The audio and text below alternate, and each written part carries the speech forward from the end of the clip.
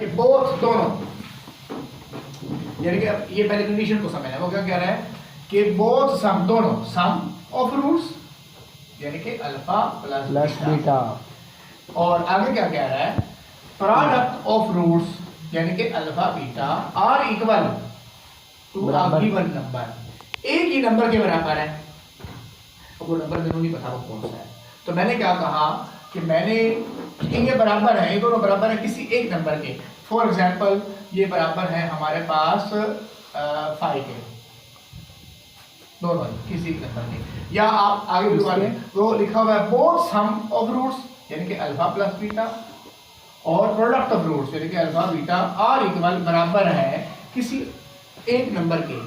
वो एक नंबर क्या आ गया हमारे पास, फॉर एग्जांपल लैम्डा, लैम्डा के बराबर, यानी कि आप किसी के भी बराबर दे सकते हैं, या जो वो बुक में देगा उसके बराबर। काउंटिंग में भी तो हम किसी के बराबर बिल्कुल, वो किसी के बराबर इस कंडीशन में, और साथ में इक्वेशन शेयर करेगा आपसे।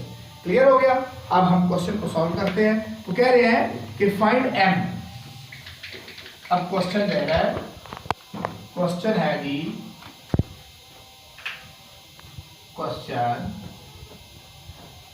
Find m if the sum and product of roots, if the sum and product of roots of equation 5x square plus 7 minus 2x 2m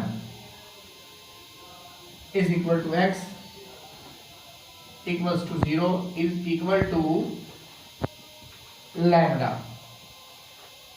हाँ जी, लैम्डा के बराबर। अच्छा, अब सॉल्यूशन देखिए। सबसे पहले वो क्या कह रहा है, हमें इक्वेशन दी है, सॉल्यूशन शुरू किया। इक्वेशन दी है 5x square plus 7 minus 2m x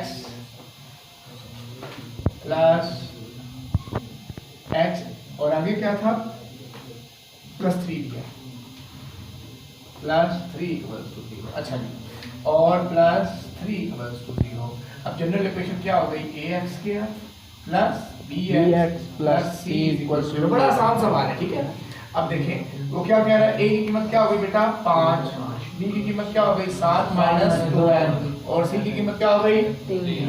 a की कीमत 5, b की कीमत 7 माइनस 2m, c की कीमत आ गई हमारे पास 3। अब यहाँ जो है, अब आगे वो क्या कह रहा है, वो कह रहा है सम। अब सम का क्या मतलब होता है, सम का क्या मतलब है, सम से क्या मुराद है, प्लस, यानी कि अल्फा प्लस बीटा।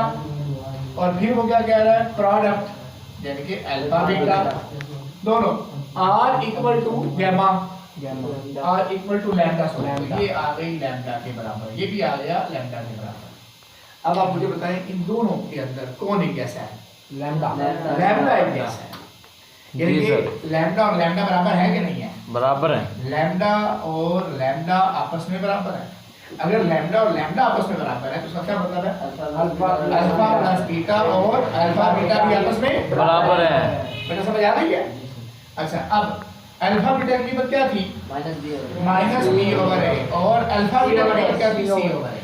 ये a से ये a कटता है कि नहीं कटता, तो minus b is equal to c। अब हम इसे दर्ज करेंगे और सॉल्व करेंगे। माइनस b, b की कीमत क्या है 7 माइनस 2 है, और c की कीमत क्या है 3, तो माइनस 7 जमा 2m इज इक्वल टू 3। इधर माइनस 7 जगह क्या जाएगा जमा 7, तो 2m इज इक्वल टू 3 जमा 7, तो 2m इज इक्वल टू 10।